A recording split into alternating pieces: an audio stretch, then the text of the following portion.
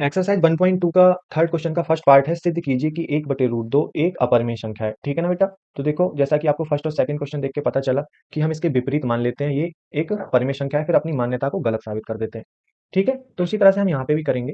तो हम यहाँ पे लिखते हैं, माना 1/√2 एक परिमेय संख्या है। ठीक है? अब आप देखो, परिमेय संख्या जब हमने इसको माना है तो हम इसको लिख सकते हैं 1/√2 is equal to p by q. परिमेय संख्या पी वाई क्यू के रूप की होती है, जहां पे पी और क्यू पूर्णांक होते हैं, q is not equal to 0 होता है, और पी और क्यू सहअभाज्य होते हैं। ठीक है? जहां पी क्यू सहअभाज्य हैं। ठीक है? सहअभाज्य संख्याएं हैं। सहअभाज्य को इंग्लिश में बोलते हैं कोप्राइम। देखो, ये होती क्या है सहअभाज्य? जैसे कोई ग्रुप होता है दो या दो से अधिक संख्या का, जैसे एक 3 और 5 का ग्रुप हो गया, 2 और 3 का ग्रुप हो गया। ठीक है? और जैसे पी और क्यू का हम एक ग्रुप मान लें, क्योंकि हमने लिखा है पी क्यू सहअभाज्य हैं। ठीक है? तो देखो, मैं आपको समझाने की कोशिश करूंगा कि सहअभाज्य होती क्या है। जैसे 3 और 5 है, तो 3 का हम फैक्टर करेंगे तो 1 × 3 मिलेगा। 5 का फैक्टर करेंगे तो 1 × 5 मिलेगा। ठीक है? इस वाले में 2 का फैक्टर करेंगे तो 1 × 2, और 3 का करेंगे तो 1 × 3। ठीक है? ठीक इसी प्रकार पी का करेंगे तो 1 × पी। ठीक है? क्यू का करेंगे तो 1 × क्यू। अब आप यहाँ पे एक चीज देखो, 3 और 5 में इसका जो कॉमन गुणनखंड है वो क्या है? 1। 2 और 3 में जो उसका कॉमन गुणनखंड क्या है? 1। ठीक है? इसके अतिरिक्त और कोई कॉमन गुणनखंड इसमें नहीं है। ठीक इसी तरह पी और क्यू का भी जो कॉमन गुणनखंड है वो क्या है? 1। जैसे कोई संख्या है, दो या दो से अधिक संख्याओं के समूह का जो उभयनिष्ठ गुणनखंड होता है वो 1 होता है। वे संख्या क्या होती है? सहअभाज्य। ठीक है ना? तो आप समझ गए होगे सहअभाज्य क्या होती है। अगर नहीं समझ में आया तो एक बार फर्स्ट क्वेश्चन पे जाके देखो, वहां पे हमने इसको बहुत अच्छे से एक्सप्लेन किया है। ठीक है? बार बार अगर हम हर चीज को बहुत अच्छे से एक्सप्लेन करेंगे तो क्या होगा, वीडियो बहुत लंबी हो जाएगी, जिससे क्या होगा कि आपको देखने में दिक्कत होगी और आपका टाइम भी बहुत जाएगा। अब देखो, हम यहाँ पे आगे बढ़ते हैं। हमने फर्स्ट क्वेश्चन में क्या किया, दोनों साइड वर्क कर दिया। यहाँ पे भी हम वही करेंगे। तो देखिए, यहाँ पे हमारा पहले हम यहाँ पे क्रॉस मल्टीप्लाई कर लेते हैं, तो देखो मिलेगा Q is equal to P√2। ठीक है? अब देखो, यहाँ पे हम दोनों पक्षों में वर्क कर देंगे। ठीक है? यहाँ पे हम लिखते हैं, दोनों पक्षों का वर्क करने पर। अब देखो, यहाँ पे हमें मिलेगा Q² is equal to P² into 2। ठीक है? कहने का मतलब ये हो जाएगा, Q² is equal to 2P²। ठीक है? ये देखो, आप समझ गए ना, P√2 को हम कैसे 2P² कर सकते हैं। देखो, पी का स्क्वायर मतलब P × P इंटू √2 का स्क्वायर। ठीक है? जब √2 का गुणा √2 से करेंगे तो हमें 2 मिल जाएगा, और पी का पी से गुणा करेंगे तो P² मिल जाएगा। तो इस तरह से ये 2P² हो जाएगा। ठीक है ना? अब यहाँ पे आप देखो, हम यहाँ पे क्या करेंगे, जो हमारा P² है इसको इधर लिख लेते हैं, और Q² के बटे में 2 भेज देते हैं। ठीक है? यहाँ से देखो क्या हुआ है, P² के पास से 2 इसके बटे में चला गया। ठीक है ना? बस हमने क्या किया, इसको साइड चेंज करके लिख दिया, उससे कोई भी दिक्कत नहीं है। ठीक है? तो देखो, यहाँ पे P² के बराबर में Q² बटे 2 आ गया। देखो, मेन चीज यहीं पे आके फंसती है। इस सवाल के 2 पॉइंट हैं, जिसको समझ जाए ना बच्चा, तो वो इन सारे सवालों को बहुत अच्छे से करेगा। वैसे हमने फर्स्ट क्वेश्चन में इसको समझाया है बहुत अच्छे से, लेकिन एक बार मैं फिर से समझा देता हूँ। देखो, ये फर्स्ट पॉइंट में क्या होता है कि Q² के बटे में 2 लिखा हुआ है। तो आपने देखा होगा किताब में लिखा होता है, चूंकि Q² का एक गुणनखंड एक गुणनखंड 2 है, तो Q का भी एक गुणनखंड 2 होगा। देखो, ये आपने किताब में जरूर पढ़ा होगा। ठीक है? ये पहला ऐसा पॉइंट है जिसको स्टूडेंट्स नहीं समझ पाते हैं। ठीक है? देखो, हम इसको क्लियर करते हैं। इसको हमने फर्स्ट क्वेश्चन में बहुत अच्छे से क्लियर किया है, लेकिन मैं आपको फिर से क्लियर कर रहा हूँ यहाँ पे। फिर से आपका टाइम ज्यादा लेने वाला हूँ मैं। तो देखो, यहाँ पे क्या होता है, जैसे Q² है, जैसे Q को मान लें 10। ठीक है? तो जो Q² है, Q प्लस स्क्वायर हो जाएगा। वो किससे?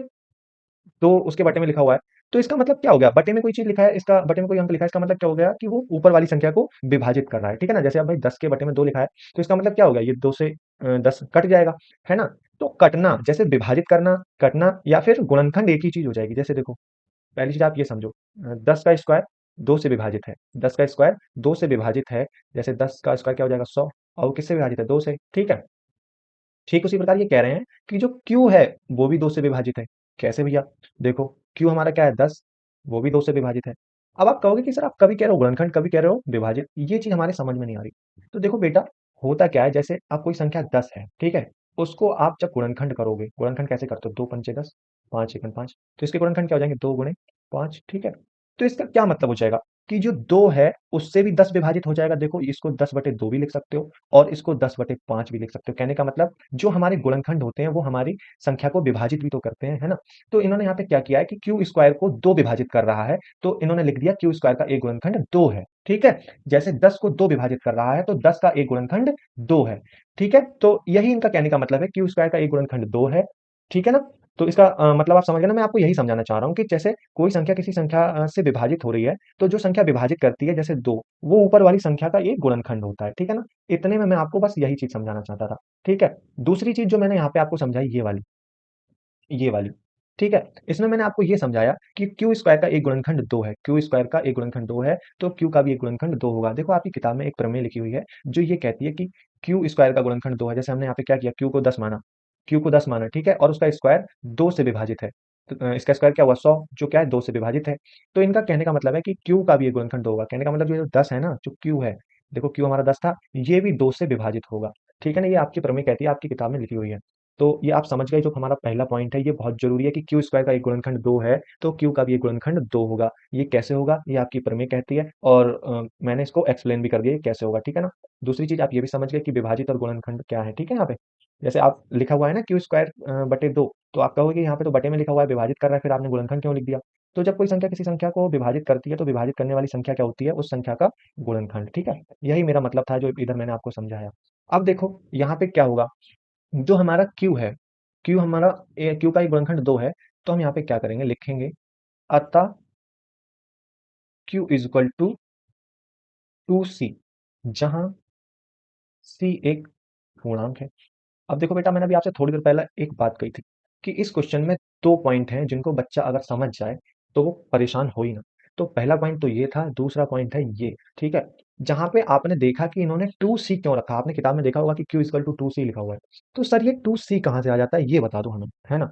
ये देखो बेटा, ये कहाँ से आ जाता है मैं आपको समझाता हूँ। ठीक है? होता क्या है, हम यहाँ पे रफ साइड में लेते हैं। ठीक है? होता क्या है, जैसे यहाँ पे आपने देखा कि क्यू क्यू का भी एक गुणनखंड 2 है। क्यू जो है उसका एक गुणनखंड 2 है। ठीक है ना? तो आपने देखा जब आपने पी बटे क्यू जब एक परिमेय संख्या मानी थी, जहां पी और क्यू सह अभाज्य संख्या मानी थी, तो वहां पे आपने देखा था कि जो ये देखो यहाँ पे पी और क्यू है, उसका एक गुणनखंड एक भी था। ठीक है? एक भी तो था, ये जो देखो ये एक लिखा हुआ है ना, ये वाला ये एक भी तो इसका एक गुणनखंड था, क्यू का था कि नहीं? तो यहाँ पे 2 × 1।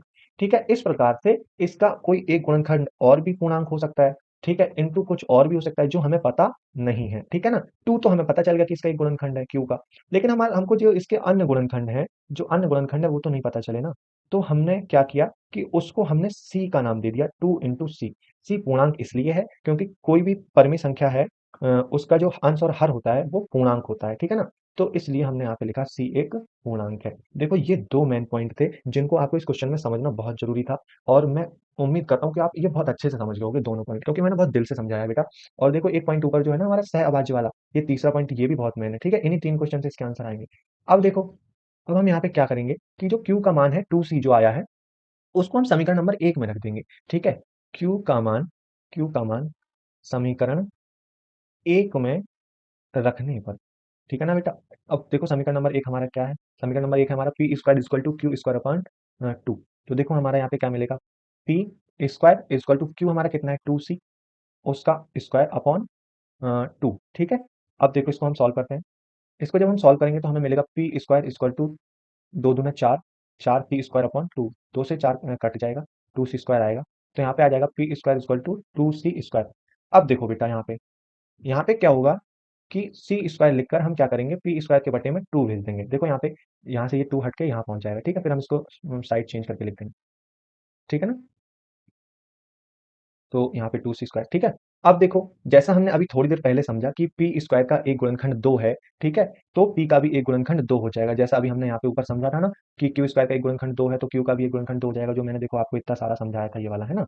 ठीक उसी प्रकार से यहाँ पे भी c² इक्वल टू p²/2 लिखा हुआ है। यहाँ पे भी p² का एक गुणनखंड 2 है, तो p का भी एक गुणनखंड 2 हो जाएगा। हम यहाँ पे लिखेंगे, चूंकि p² का एक गुणनखंड 2 है, इसलिए p का भी एक गुणनखंड 2 होगा। ठीक है ना बेटा? ये हमारा समीकरण नंबर 2 है। आप ये समझ गए कि पी स्क्वायर का एक गुणनखंड 2 है, तो पी का भी एक गुणनखंड 2 होगा, क्योंकि हमने इसको ऊपर अभी-अभी आपको समझाया है यहाँ पे, ठीक है? तो आई होप आप बहुत अच्छे से इस चीज़ को समझ गए होंगे। अब बेटा एक चीज़ देखो, आपको यहाँ समीकरण 1 व 2 से एक चीज़ पता चलेगी। समीकरण 1 व 2 से पहले हम समीकरण नंबर 1 में आते हैं। समीकरण नंबर 1 ये रहा, ठीक है? ये हमारा समीकरण नंबर 1। इससे आपको ये पता चलेगा कि Q का एक गुणनखंड 2 है। ये देखो आपको यहाँ पे दिखेगा, Q का एक गुणनखंड 2 है, Q का एक गुणनखंड 2 है। समीकरण नंबर से एक चीज़ आपको पता चली, ठीक है? अब बेटा आते हैं हम समीकरण नंबर 2 पे, ठीक है? यहाँ से आपको पता चलेगा P का भी एक गुणनखंड 2 है। पता चला आपको? अब यहाँ पे देखो, समीकरण 1 व 2 से आपको पता चला कि P और Q दोनों का दोनों का एक के अतिरिक्त एक के अतिरिक्त एक के अतिरिक्त अन्य एक गुणनखंड गुणनखंड कि क्या है अन्य गुणनखंड 2 भी है, ठीक है? देखो, जब हमने ऊपर लिखा था कि जहाँ P और Q सह-अभाज्य है, वहाँ हमें पता चला था P और Q का जो कॉमन गुणनखंड है वो 1 है ना? यही तो हमें पता चला था। लेकिन यहाँ पे बेटा देखो क्या हुआ, P और Q का एक कॉमन गुणनखंड हमें 2 भी मिल गया। कहने का मतलब P 1 इंटू Q था और Q हमारा सॉरी P था और Q हमारा क्या था 1 इंटू Q, तो हमें यहाँ पे इसका एक कॉमन गुणनखंड और मिल गया 2। ठीक है? तो बेटा एक चीज़ बताओ, क्या ये अब सह-अभाज्य संख्या रहीं? जैसा कि मैंने आपको समझाया सह-अभाज्य संख्याओं का जो कॉमन गुणनखंड होता है वो तो 1 ही होता है और यहाँ पे इसका कॉमन गुणनखंड देखो 2 भी हो गया। तो इसका मतलब ये सह-अभाज्य संख्या नहीं है। और बेटा देखो होता क्या है कि जो परिमेय संख्या होती है ना, परिमेय संख्या को हम P बाई Q के रूप में लिखते हैं, तो उसके जो अंश होता है, परिमेय संख्या का अंश और हर जो होता है वो क्या होते हैं? सह-अभाज्य होते हैं, ठीक है ना? तो यहाँ पे जब इसके अंश और हर सह-अभाज्य है ही नहीं, तो इसका मतलब क्या हो गया? ये एक परिमेय संख्या नहीं है, ठीक है? तो देखो हम यहाँ पे लिखेंगे P और Q दोनों दोनों का एक के अतिरिक्त अन्य एक गुणनखंड 2 भी है, ठीक है ना? तो हम यहाँ पे देखो लिख लेते हैं।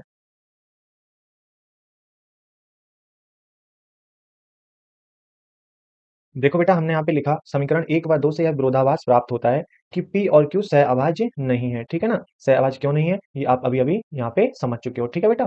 तो देखो इससे यह विरोधाभास प्राप्त हुआ कि P और Q सह-अभाज्य नहीं है, जिससे यह साबित होता है कि 1/√2 एक अपरिमेय संख्या है, ठीक है? हमारी कल्पना यहाँ पे गलत हो गई, जो हमने माना था P और Q सह-अभाज्य है, ठीक है? यहाँ पे देखो आप इसको इस तरह से भी लिख सकते हैं P और Q दोनों का एक के अतिरिक्त अन्य एक उभयनिष्ठ गुणनखंड 2 भी है, जो हमारी कल्पना P और Q सहभाज्य है उसको गलत साबित करता है, ठीक है ना? जिससे यह साबित होता है कि 1/√2 एक अपरिमेय संख्या है। ये मैंने अपनी भाषा में यहाँ पे लिख दिया। ये भी एकदम सही है। आप ये मत सोचिए कि यह गलत है, ठीक है ना? तो इस प्रकार से आप 1/√2 को अपरिमेय साबित कर सकते हो, ठीक है? अगर आपको बेटा क्वेश्चन समझ में आया तो एक लाइक ज़रूर कर लो और चैनल को भी सब्सक्राइब कर लो, ठीक है ना?